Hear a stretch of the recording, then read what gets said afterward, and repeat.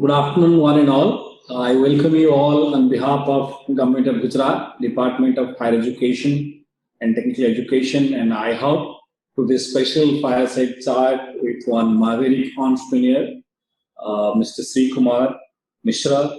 I welcome sir to this special interaction with you. I'm sure at the end of the conversation, it will be quite insightful, quite enlightened interaction, and all the innovators, entrepreneurs from Gujarat and other states who are listening to you through Facebook Live and other digital platforms, they are going to draw a lot of insights how someone can achieve pinnacle coming from basic resource backgrounds with sheer ambition, determination, and hard work. And I just to take the liberty to introduce our speaker and expert today to all the audience, though he is very known face in this space, but I'll just brief about him a little bit before we start the conversation going.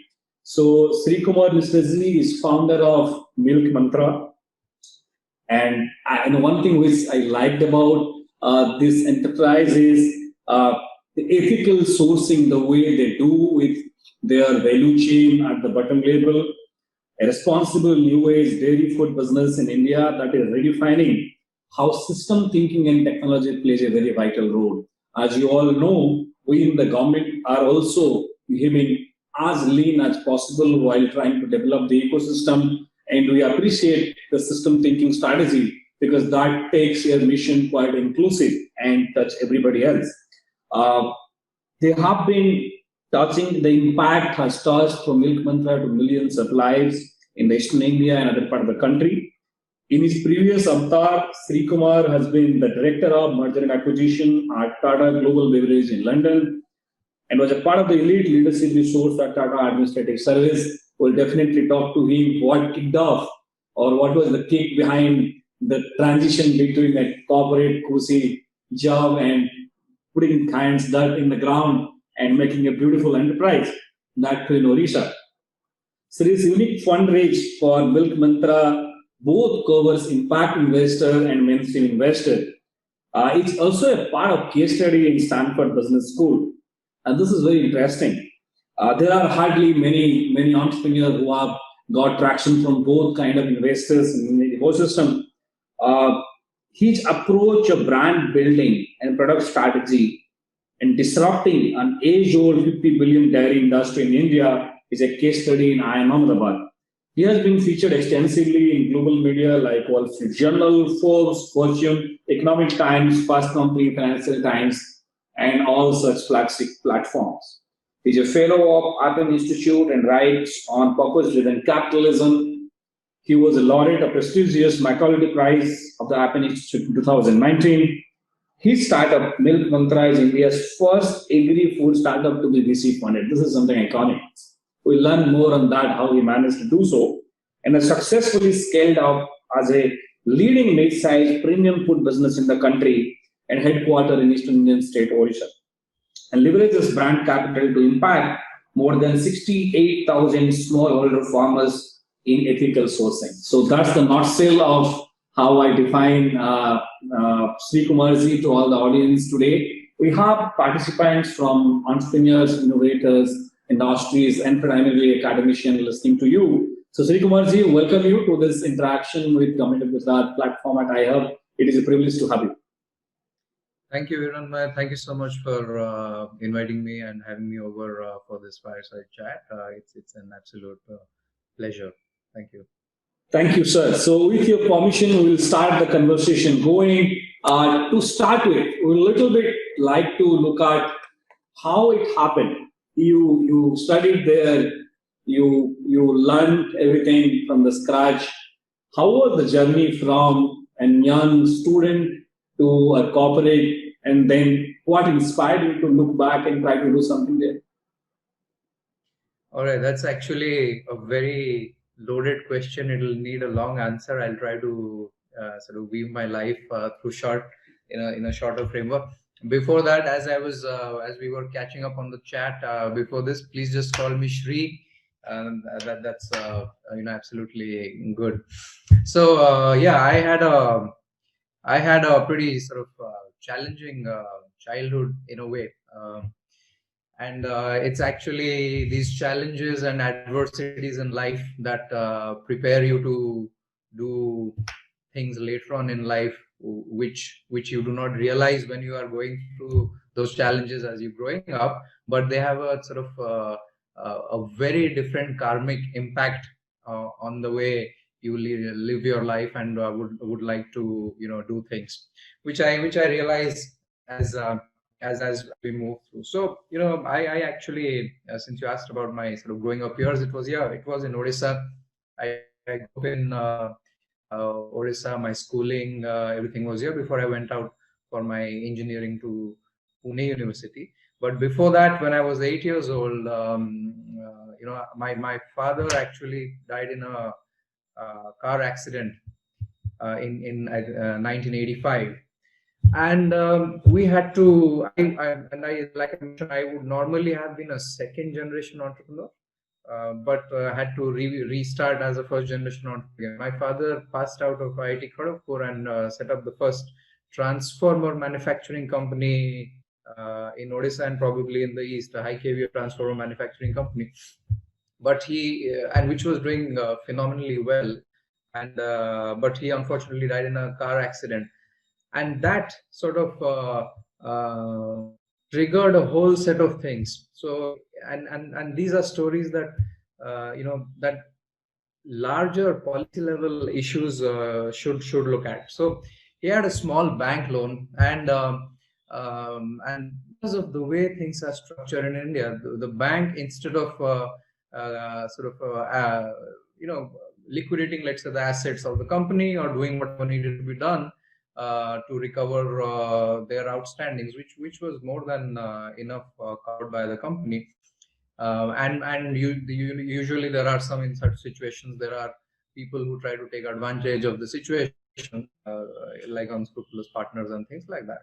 So here, the bank, instead of doing any of that, started going after the collateral. And all entrepreneurs in India who have taken debt know it, when you have to sign off your shirt, your house, and everything else. So my father had pledged our house.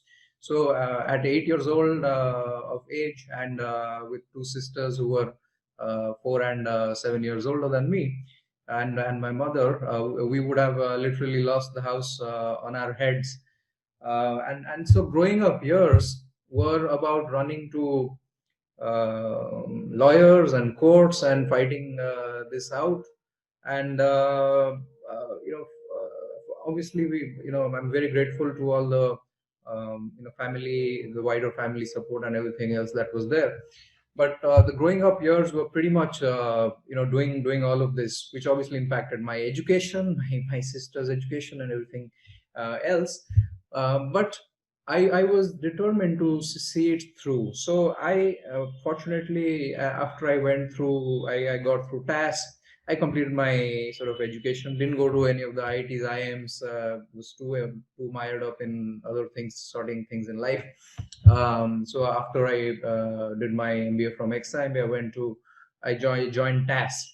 And in a few years, I fortunately could work abroad outside, and whilst this case had been dragging on and on, I had to settle everything out of court. I paid the bank's dues and everything, and then this whole chapter got closed. So imagine, from 1985 all the way till 2005, this was going on. It's a lesson about how much of a knife edge entrepreneurs have to walk on in India, and that the security is absolutely not there. I mean, there are absolutely unscrupulous businesses which are taking tens of thousands of crores from banks and getting away, but genuine entrepreneurs face literally life and death situations. So that, I think, this whole had a major impact on the way it shaped my thinking. And I always believe that we have to get back and do something which changes the whole ecosystem. So whilst I was growing up, I always wanted to at some stage become an entrepreneur. So I'll leave it at that for now. But yeah, that's how sort of early young years and joining work and growing up, all of that had been. Wonderful. And then the beautiful point, the anecdote that we passed on in the conversation is all the pain that one goes through while subjecting to yourself or others. We don't realize that sometimes it is a training we are going through for a bigger battlefield to embrace.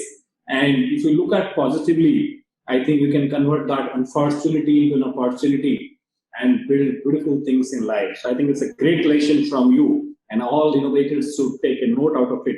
Sir, so when you moved out of London, you wanted to venture into something.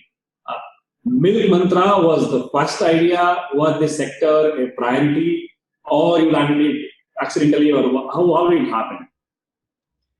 Well, that's a good question. So actually, that was back in 2008 when I sort of seriously started thinking of putting what had been at the back of my mind into place. I was doing very well, fortunately, in my career with the Tata Group and sort of learning a lot of things. But I felt that any smart guy could do that, and then you just keep on growing up that ladder. But are you really creating something in the process? So it got me sort of thinking, and I think at that time it was kind of the nascent years of e-commerce kicking off in India, and obviously I was sort of exposed to what was happening in the global world. I was sort of living in, having lived in London and Johannesburg, working across several parts of Europe and Asia for my role, and I could see what was going on. But I really felt that we in India, the problems are more fundamental. Before we start attacking those problems which put solutions for the 1% or the 5% of the people, there are larger problems we need to sort out back here. So, and I felt that food is a large space, and it's such a shame that we, in spite of everything that our country being reliant on agriculture as its kind of backbone of sorts. I mean, in terms of the number of people it employs, people depend on it. That there is humongous amount of distrust between consumers and food. Our food is not secure in that sense. People are not sure about the quality of food, the supply chain, all of the products. And at the same time, even the farmers are not benefiting, and because of broken supply chains and leakages, and because of the systems that just wouldn't allow that to happen. So I felt that there is a large problem of solving this trust deficit between consumers and food, and that's how I started thinking about it. So that led me to think about various value chains. I started thinking about retail also. I mean, something along the lines of how, say, organized organic foods retail would be. But then I realized that the biggest sector of food in India that impacts both the front end and the back end is actually dairy. It's a $50 billion category. I mean, the size of that is unmatched in many parts of the world. And so many, 100 million farmers were small dairy farmers that too kind of are impacted by it. We've had phenomenal sort of innovation and impact in pockets. Amul is obviously, Gujarat and Amul is a phenomenal story. But then large parts of the country where this problem exists, and moreover, even where it had been solved, it had been done in a very times had changed, times had evolved. It needed a fresh thinking, a completely new approach to the space. So yeah, that's how kind of I zeroed in on milk and dairy, and Milk Mantra came about, and that's when I quit my job back in London in 2009 and came back to set up Milk Mantra.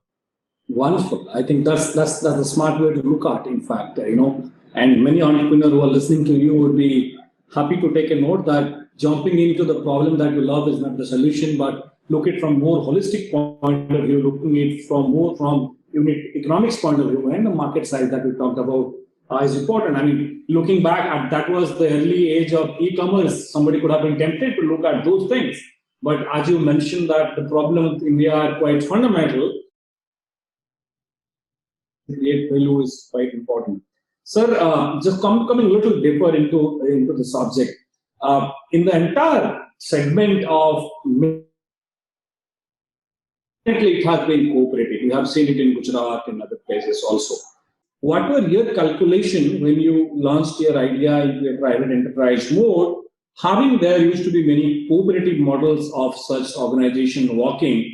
What was your calculation and how did you feel that still there is a value proposition, strong value proposition which exists in the consumer mind, and how can you leverage that? Right. So I think one has to look at it from a few angles. So clearly, even today, if you look at it, our markets are take this $50 billion category. Even today, the organized sector is less than 10 billion. Okay, so which shows you the scale of how much we have to go. So there's a huge headroom as such from a front end, from a market perspective, which was also pretty evident back then when that sector was less than $5 billion, the organized market that I'm talking about. At the same time, consumers' preferences, their exposures had changed dramatically. India had been opened up for decades, but still the organized retail was there, evolving. People were wanting different kinds of products and quality security, but the innovation in the dairy space or in most of the food categories was still lagging behind substantially.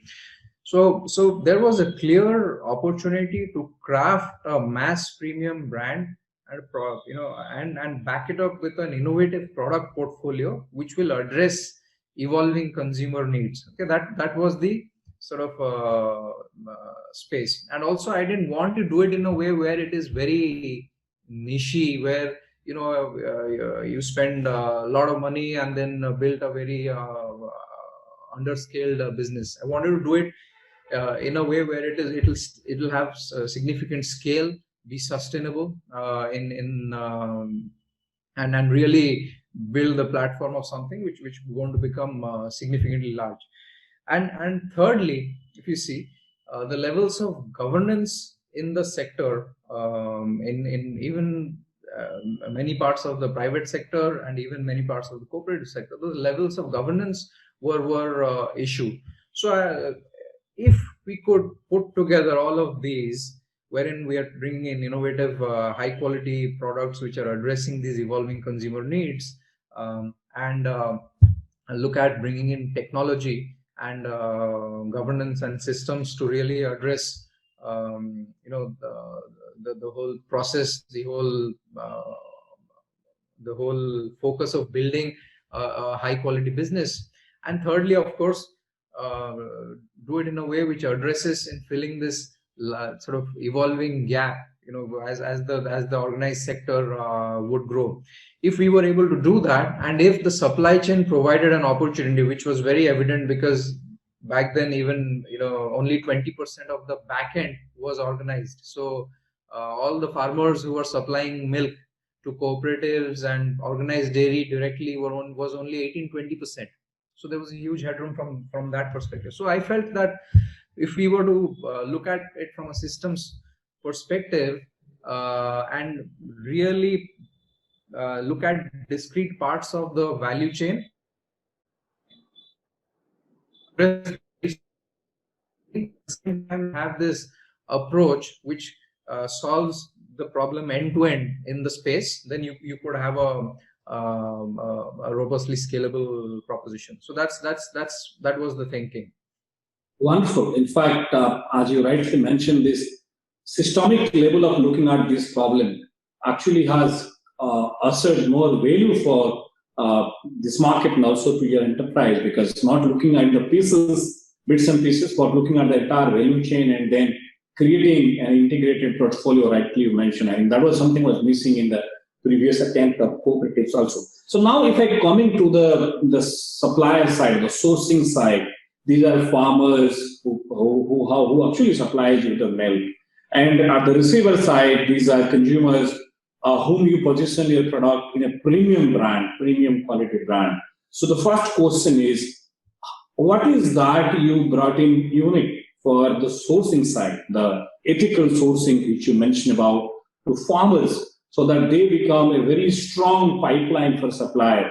And then when you source and process, how do you ensure that even if you're going in a premium segment, how do you ensure the market? Right. So we did two things. One is from the back-end perspective, it needed, I mean, the back-end was obviously very fragmented. The individual smallholder farmers, a lot of them were not, the majority of them, in fact, were not connected to the organized network. For example, I gave the figure in India, it was around 18%, but in Eastern India, it was less than 10%. So there was this huge opportunity to bring it up to the national average in the first place, okay, from the back-end perspective, which needed process, infrastructure, and application. You know, those were the three things. But separately on top of that, we looked at bringing in technology right from day one. So right from day one, when we structured our ethical milk sourcing program, there were two parts to it. One was from a process perspective, we will go directly to farmers, however difficult it was. We will invest in the highest quality infrastructure and take out all the middlemen in the process. And the other was that how do we sort of build a scalable technology here, so that as we move forward, as digital technology evolves, we are really at the forefront of that. So we put in systems right from day one to collect data of each and every farmer. What is their supply? How are their income levels getting impacted, by incomes from milk mantra? And we started out doing this through a small data center in the rural area, and all the sort of data from farmers was captured physically on paper and was transferred and then digitized. We did that for several years till cloud-based systems caught up. So now, the entire piece is digitized. But we have data of all farmers right from day one till now, and we're now designing machine learning algorithm to see how we can glean insights from these, and some of the findings are very amazing, which are also very they provide us very actionable inputs, which is enabling us to really move forward milk sourcing program in a way where we are able to impact farmers, but at the same time get the highest quality of milk for our consumers. And all of this by paying well to the consumers. I mean, I'll share with you through right now, if you look at most parts of India, dairy farmers are being paid much less than pre-COVID times, which is a huge burden for farmers. We have actually increased. We've taken a price increase to the farmers in the last 2 months, and we have been paying exactly what we were paying earlier, and are in fact paying more now throughout this. So we are able to do all of this because of this technology focus, and how we are able to sort of map it to our requirements. So that was all as far as the back end is concerned. Now from the front end, like you clearly said, I mean, this was also largely commoditized space. Everybody was saying this milk is pure and fresh. So we said, by doing that, even if you actually brought the freshest and purest milk, nobody will believe you. So how do we change the consumer? So we said we will over invest in the product, and that's the thinking I kind of grew. I learned in my Tata days, where there was with a brand like a global brand like Tetley, there was this whole challenge of thinking of over investing in the product.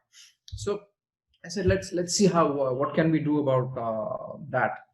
And we realized that milk spoils because of simple two reasons. One is that everybody addresses, which is the cold chain, the temperature, and the other is really light exposure that many know of, several don't know, but nobody bothers to address, So we said, is there a way, if we can give the confidence to the consumer that you can boil this, you can have Milky Moo, which is our flagship brand, straight from the pack without needing to boil, and back it up by sort of product quality and innovation and packaging differentiation, it really ring a bell in the consumer's mind, and that kind of really works. So we re-engineered packaging technology to develop something, a film, a tri-pack film that we call, which kind of prevents light exposure damage to milk. So pasteurized milk's life actually more than doubled through this. And that, in spite of front end distribution challenges which are there in India's unorganized supply chain, that gave us the confidence to communicate to the consumer that you can have this pack milk straight from the pack. And that was very disruptive and a very challenger proposition, which really differentiated Milky Moo in its early days. And that's how consumers related to the high quality milk. They were willing to pay a premium for it. And obviously the product we had over invested in, and so people saw the quality. So because the trial generation happened very quickly, so a lot of our consumers became our brand ambassadors, and suddenly it started getting the traction in the early sort of years itself. And we obviously, this is a sector which in any consumer market, especially consumer product market in the B2C space, you need to be continuously innovating. Innovation, and this innovation cannot happen in isolation. You have to build an enabling ecosystem within the company, which is what we focused on a lot right from that time, building that culture of innovation, of a culture of freedom within the company, and which enabled us to consistently be launching highly innovative products, without launching 20 products which don't have any scale. We said whatever we will launch will be fully differentiated, is something that will address a consumer requirement, whether it is expressed or latent one. And I think that's kind of helped Milky Moo retain its kind of premium positioning and at the same time build scale, which are two very difficult things to do at the same time in a market like India. Wonderful. In fact, this is a beautiful phrase that I can pick up is, while you are creating a premium brand, you are scaling. And the scaling is happening because you are attacking the problem at the system level and using technology as a lever to disrupt. And technology at not one end of sourcing, but also at across the value chain. And I rightly mentioned, 10 years before, we were thinking about mapping data, generating insights, and do predictive modeling is something a smart entrepreneur like Sri can do. This is very, very essential. And this one learning that I must pass on to all the entrepreneurs who are listening to you, that's how you should look at when you attack a problem. You just don't look at it from a bits and pieces point of view. Sir, I'm excited to put another question before you. When you raise resources, and you are one among the rare entrepreneurs who also have impact investor in the kitty and also the mainstream investors. So one question is, how do you really make yourself appealing enough so that people want to put the penny behind you? That's one. And the second, when the entire market was going behind e-commerce global, you were the first one to back VC fund in agri-food sector in India. What was that chemistry that worked with? Yeah, I think you probably have to address that question to the investors. But yeah, I think as an entrepreneur, you have to have the absolute conviction of pursuit. Okay, which I knew the challenges that would be there in this space, and we still face them. It's not a sector where you can suddenly throw money and become national. It takes time to do that.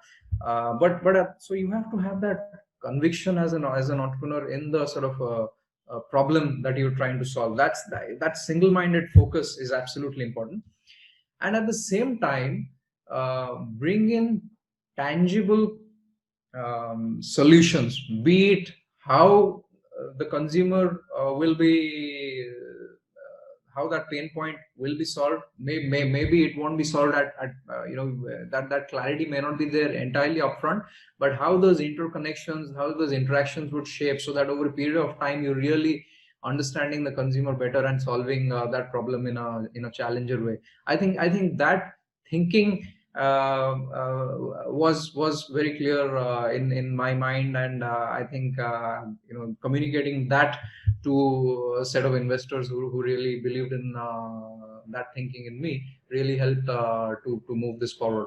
And at the same time, I was also very clear that I wanted to do this in a way which impacts the entire value chain. Right from day one, we structured our ethical milk sourcing program. It's not as if we scaled and then thought, okay, now let's do good and think about it.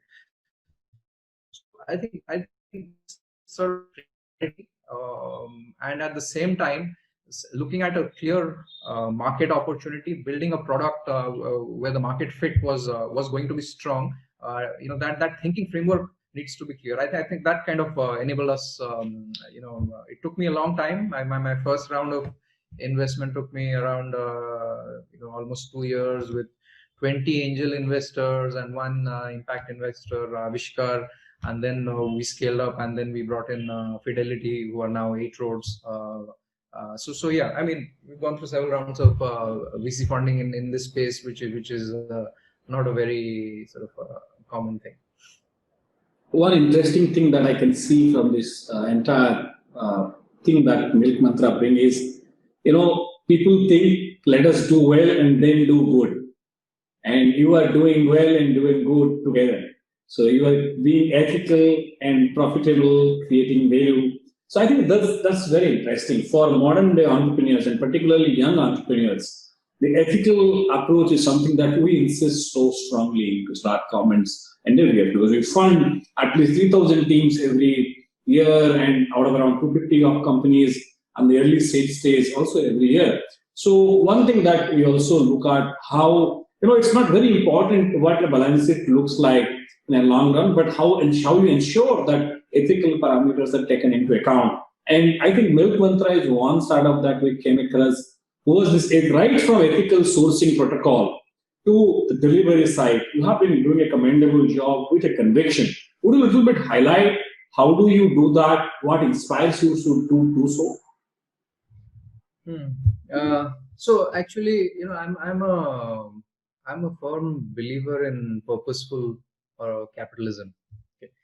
And I think we have somehow gone astray in the way entrepreneurial development and capitalism have interacted in various parts of the world, even in India. To be honest, the kind of focus merely or on valuation metrics, for example, and fundraising, I think is not sending the sort of best signals. It's great if you are building highly sustainable, highly scalable, profitable businesses, but missing that piece and just focusing on at the other end of the the mix is not sending the right signals.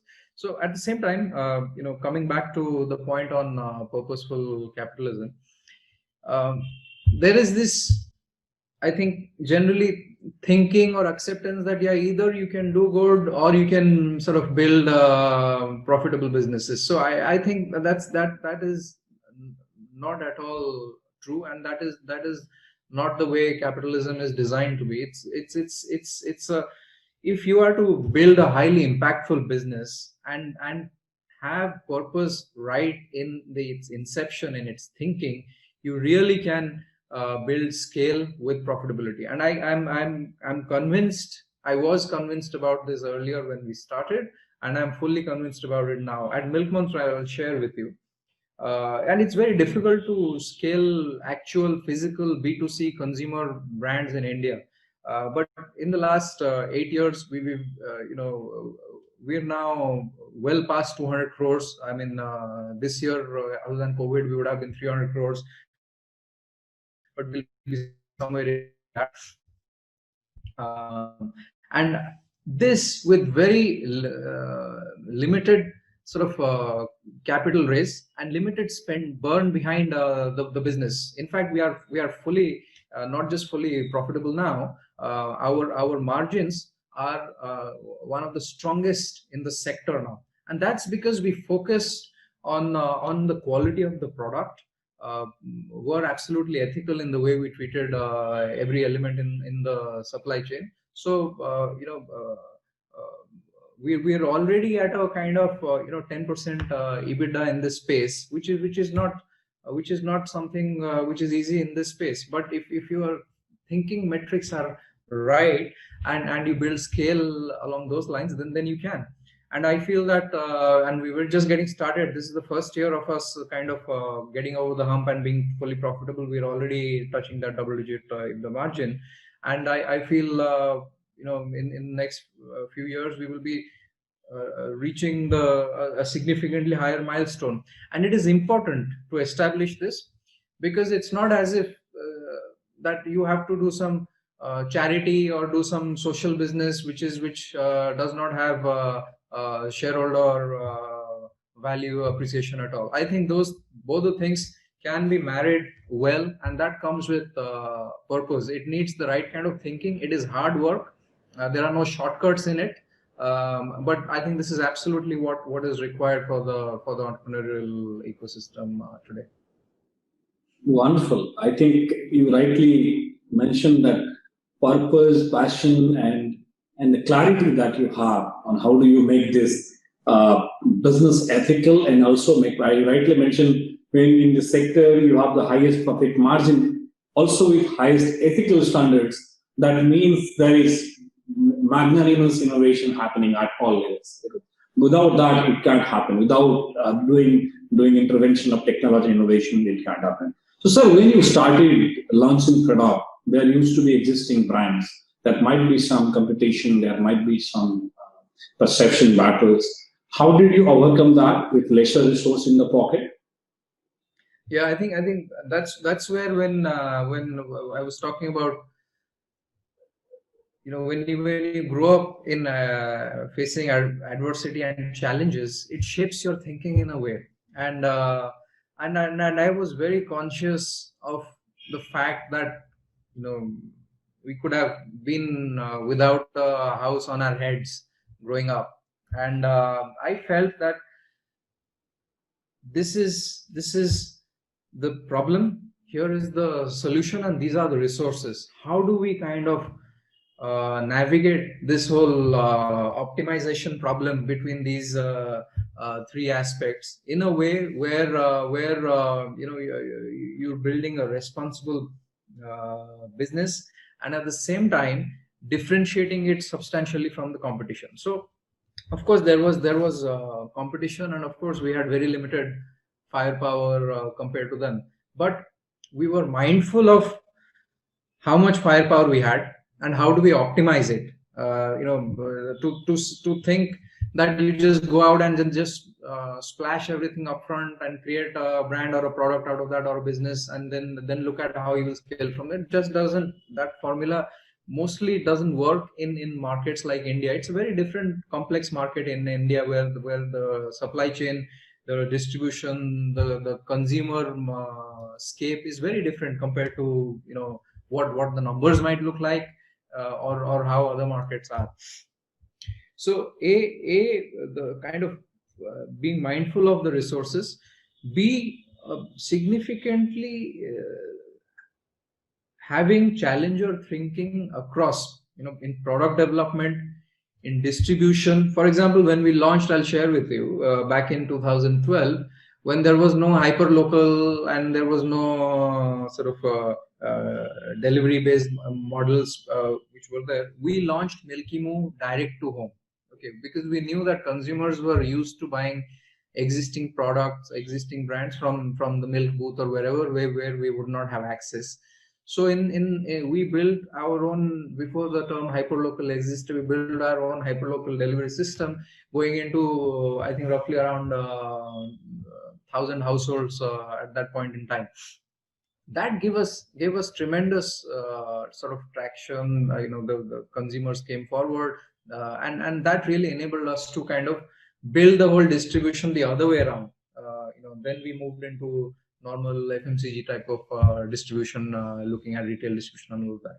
So there was this challenger approach on various parts of the business, from how we address consumers, how we attracted farmers to be with us, and obviously the whole product innovation that we looked at. I think some of those worked, some of those didn't work, but the ones that worked, we are fortunate or lucky enough to be have been able to build scale in them. One great thing that I can sense through the story is you have always been ahead of market. You have been always ahead of minds, and you've also been quite innovative in the fundamentals. And this is something that we touched in the early conversation, that look at the fundamentals of the problems. And I think that has paid off. I mean, when the market actually was not there, you try to solve something maybe hyper locally or very innovative process. When you did not have a resource, how do you optimize? So I think that's beautifully sum up. Sir, coming back to the business fundamentals and the way you have built enterprises, you also have done significant amount of product innovations and process innovation, like you touched upon. And would you like to a little bit highlight what are the kind of product innovations? Do you also create IP? Are you also trying to build an enterprise around innovation, intellectual property right? How do you look at it? Yes, no, absolutely. I think that's I think the next wave of consumer product innovation will be driven by factors like micronutrition, factors like health food is too broad an area, but innovation in terms of starting from the whole spectrum of immunity to good health. All of these things will become drivers of major innovation going forward. And I think in many of the Western markets are at a much higher level of that curve since quite some time. This whole disruption provided by COVID will spur the consumer markets along these lines, because consumers are now very worried about what they are consuming, what they are having, and looking at health in a different way. So we've done innovation, like I was saying, in small and incremental, and at the same time very disruptive ways, right from our day one. So when we launched, for example, yogurt or dahi, we said, how do we kind of really look at probiotics? So probiotics, the culture that was there was a yogurt culture, and yogurt and dahi are very different in terms of mouthful, feel, texture, and and Indian consumers are we all love our dahi, and yogurt is also nice, but it's a little different, right? So we had to work with the culture of providing to make a probiotic dahi, which was one of the first kind of innovations in the whole yogurt category. And today our yogurt category has been growing at a 40% CAGR, and probiotics is something that we have a very strong consumer, very very loyal and very dedicated consumer set for our probiotics. So even if there is slight disruption in supply, our social media, our all channels of feedback from consumers will get filled up saying, where is my Milky Moo probiotic? So it's like that. We followed that at some point in time, looking at kind of immunity as a theme. We realized that that obviously in India there is such age-old knowledge and practices of high quality products. Haldi doodh is an absolute gem that is there, and there's a lot of science behind why why haldi with doodh or any sort of fat molecule, for example, a curcumin needs a sort of a fat molecule for being absorbed in its bioavailability is higher in that case, and why it needs. So we actually thought of how can we make a package ready contemporary product out of this, which is shelf stable, so it can go it can really sort of take the whole category of haldi doodh to the next level. So way back in so right now we have seen a lot of launches of haldi doodh in the last 4 or 5 months. Way back in sort of 4 years back, we did this whole innovation of a curcumin milkshake, which was actually the world's first milkshake with curcumin, before even Starbucks launched their sort of turmeric latte. And of course, we've seen a whole lot of copycats in the last 4 or 5 months that have happened. So we've actually we have patents on these products, and I feel that going forward, the sort of the curcumin milkshake and other products, other nutraceuticals with a mainstream food like dairy is a great area for product innovation.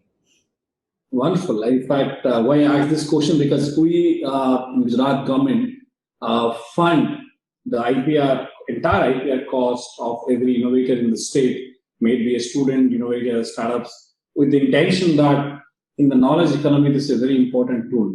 And by incentivizing so, in last 3 years, we have filed around 680 patents for the startups in the state of Gujarat. And that has given them a lieu of benefits in the competitive market segment. And happy to know that growing startups like yours also equally emphasize on intellectual property right-based business strategy. And I think all the listeners who are listening to you will take a clue that it's not only the supply chain and your advantage, but sometimes you combine all these things together and make it a very, very comprehensive war strategy. So coming towards the conversation that we started, you started while talking about a journey in a personal life. You told that how public policy needs to be compassionate so that individual entrepreneur doesn't succumb into challenges from the red tape and bureaucracy and other things. So that also matters a lot. So looking at that perspective, Startup India, I think, has happened at the right time. Now a lot of people are talking. Maybe when you started your enterprise in Indonesia, I'm not sure whether, how celebrated this term startup was, but these days, all both political and bureaucratic, and there's a lot of patronage about this agenda. This being entrepreneur is becoming more fashionable. So, looking at that perspective, how do you see the young startup culture in India today, and how is it going to shape in next decade in your perspective? Well, I think it's absolutely sort of very evident that the entire startup ecosystem in India has been growing. The ecosystem itself has been scaling exponentially, if I were to put it that way. But having said that, I think still that ecosystem is that ecosystem world is very spiky. It's not flat. So we're looking at few places. In fact, you take a Bangalore and a Mumbai for certain sectors, and then there's the NCR. So these are the large 3 areas, and Bangalore obviously having a much significantly higher share of that pie. So it becomes much more difficult in sort of starting out from other tier B or tier C or other regions or other markets. But having said that, there is clearly an opportunity to start out from other non-conventional sort of ecosystems, and I think that will only become I think in the next 5 years, especially with the dislocation now we are seeing with work from home, the digitization of the entire workflow, and what have you. I think suddenly now we will see in the next 5 years many other hubs emerging, and I think that's required for a large, diverse country like India. Absolutely. That's very important. What you are sensing, what I can sense from the conversation is Startup India has happened, but we have to make it Startup Bharat. We have to take it to all states. We have to take it to all districts. We have to take it to all regions and make the startup movement actually inclusive, so that we can take it to more nooks and corners. And you rightly made a remark in the conversation that the message in the ecosystem has to be very, very proactive and good. It should not be around valuation only. It should not be only looking for balance sheets and investment, but the value in general, or the inclusive or the holistic approach of creating value. I think that's a very powerful way to look at it. And also you mentioned about purposeful capitalism. I think that's something that our entrepreneurs should look at. Yeah, no, I'll just add on to that. So I absolutely also believe that the financial metrics are absolutely important. I'm not saying they're not important, but they are not the only important metric. So, and I think they can be strengthened by focusing on the other parts as well. And that's absolutely important, which comes with purpose-driven thinking. And you mentioned the point of the startup ecosystem. It's not that it has to go everywhere, but I think for a large country like India, we at least need, if I were to pluck a number, we need 10 such sort of, dispersed hubs across the country. Currently, the concentration levels are quite high, but that's understandable, and it probably for the evolution of the startup ecosystem curve is necessary as well. Otherwise, you never get traction at one place. But from the way our demographics and our the entire population mix, the entire economy dispersion that is there in the country, I think we need the ecosystem to evolve, which will happen. Wonderful. Sir, when you started young and when your idea was in the early stage, you might have banked upon many mentors and peers and experts. Many people might have handholded you. Do you also feel that if any startup in your sector or in your vertical come to you for guidance, would you have the time and the resources to guide them? Because I can see certain picks of questions from entrepreneurs.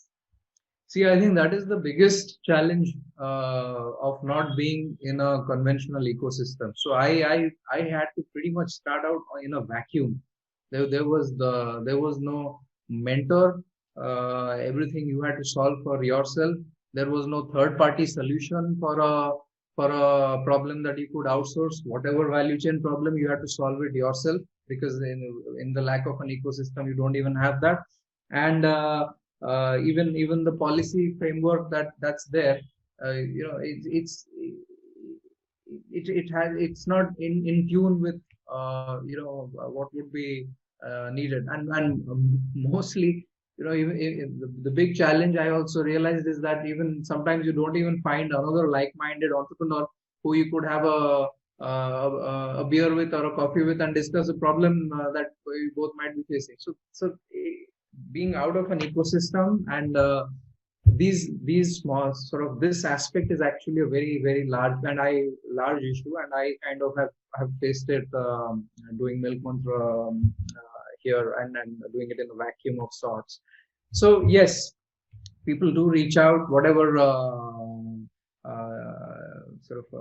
it's still an evolving ecosystem. So I have been involved.